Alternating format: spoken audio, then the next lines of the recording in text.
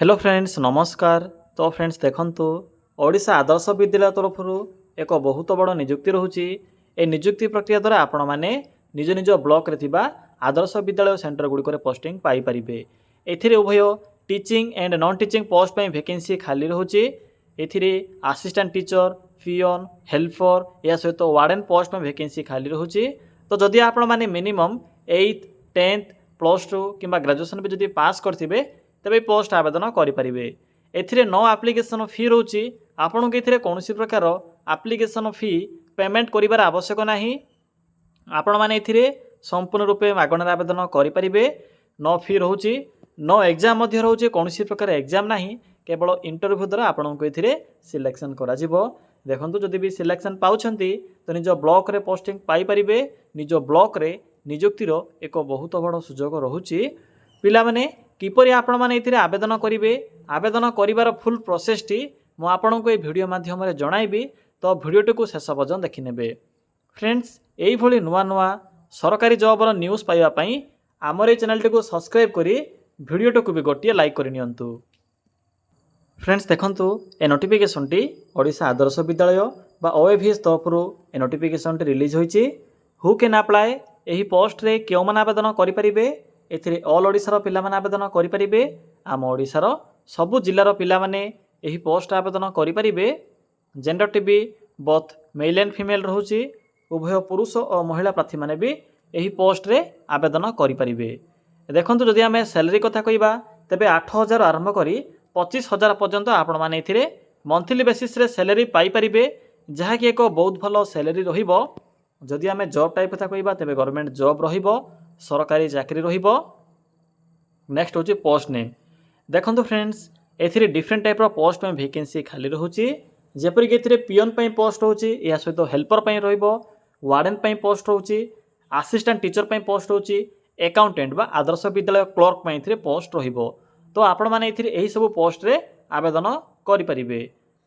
देखंतु जदि minimum matric 8th जदि पास करथिबे तेबे भी आपण माने ई पोस्ट आवेदन करि परिबे। देखंतु नेक्स्ट होची एजुकेशन क्वालिफिकेशन। जदि आप माने 8th पास करथिबे किंबा 10th पास करथिबे किंबा +3 पास करथिले भी एही पोस्ट आवेदन करि परिबे। आर्ट्स हो, साइंस हो, कॉमर्स हो, सब स्ट्रीम रो पिला माने ए वैकेंसी रे आवेदन करि परिबे। जदि आप माने +3 टीए किंबा +2 आर्ट्स रे भी जदि पास करथिबे तबे भी आवेदन करि परिबे। सब स्ट्रीम रो पिला मानक पई वैकेंसी खाली रहिबो। एहा सहित ओडिया भाषार प्रॉपर नॉलेज आवश्यक पड़िबो। पिला माने प्रॉपर नॉलेज रो अर्थ होची कहि पारुथिबे, पढ़ी पारुथिबे किंबा लिखि पारुथिबे तबे पोस्ट आवेदन करि परिबे। फ्रेंड्स नेक्स्ट होची पोस्ट वाइज क्वालिफिकेशन। तो थोड़ी चेक कर नियंतु जे एथिरे केउ पोस्ट में कोन सब क्वालिफिकेशन मेंशन अछि। जदि आपण माने पियन किंबा हेल्पर जदि आवेदन करूछंती तबे एथि पई 8th किंबा 10th पास रहिबो। 8th किंबा 10th पास करथिले आवेदन करि परिबे।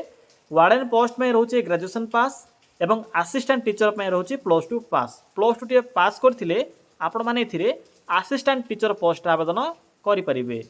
नेक्स्ट होची अकाउंटेंट कम क्लर्क। एथिरे रहउची +3 पास जदि करिथिबे बा जदि ग्रेजुएशन टे कंप्लीट करिथिबे तेबे आपण माने एथिरे वार्डन सहित अकाउंटेंट पोस्ट रे भी इलिजिबल होई परिबे, आवेदन करि परिबे। नेक्स्ट होची एप्लिकेशन फी।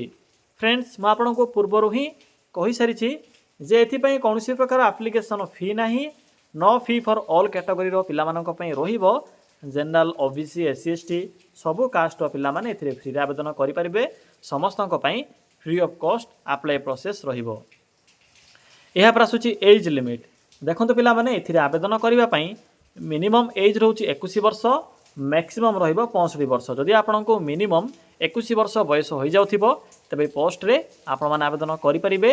मैक्सिमम रहउची 65 वर्ष बा 65 इयर्स रहिबो।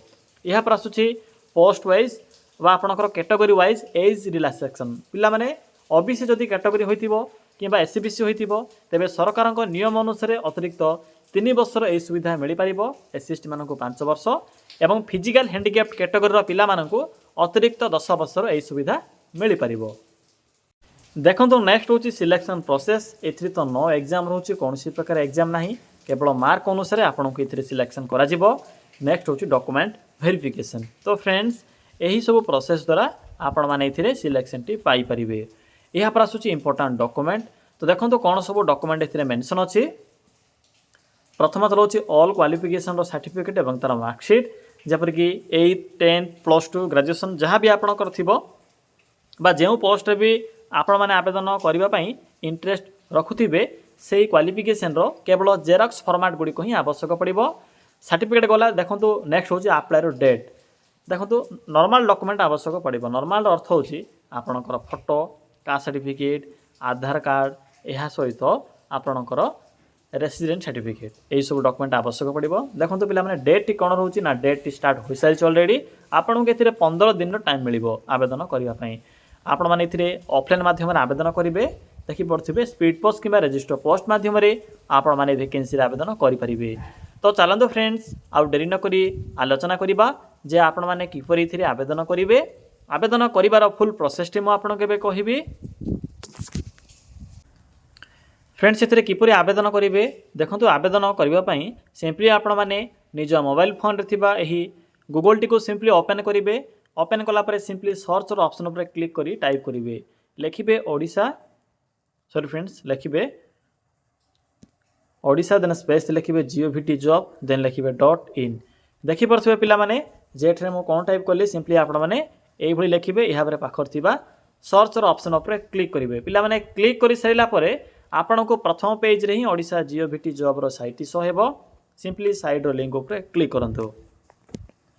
देखो तो क्लिक कलापर आपण सम्मुख यही एक इंटरफेस आसीथिबो आपन को एठे डिफरेंट टाइप रो कैटेगरी अनुसार जॉब रो ऑप्शन गुड़िक देखा मिलिबो। तो देखो तो प्रथम एक ऑप्शन अच्छी डिफरेंट टाइप ऑप्शन अच्छी देखो तो स्कूल जॉब्स रो एक बॉक्स अच्छी सिंपली स्कूल जॉब्स रो बॉक्स रो लिंक ऊपर क्लिक करंतु जहाँ भी आपनकर स्कूल स्तर रे वैकेंसी आसी थाए से वैकेंसी रो इनफॉरमेशन आपन को यही सेक्शन रे देखा मिलिबो। तो प्रथमे आपन को OAV रिक्रुटमेंट 2025 रो नोटिफिकेशन देखा मिलिबो सिंपली एठरे क्लिक करंतु। पिला माने क्लिक कला परे आपन को पोस्ट रो सबु इन्फॉर्मेशन देखा मिलिबो।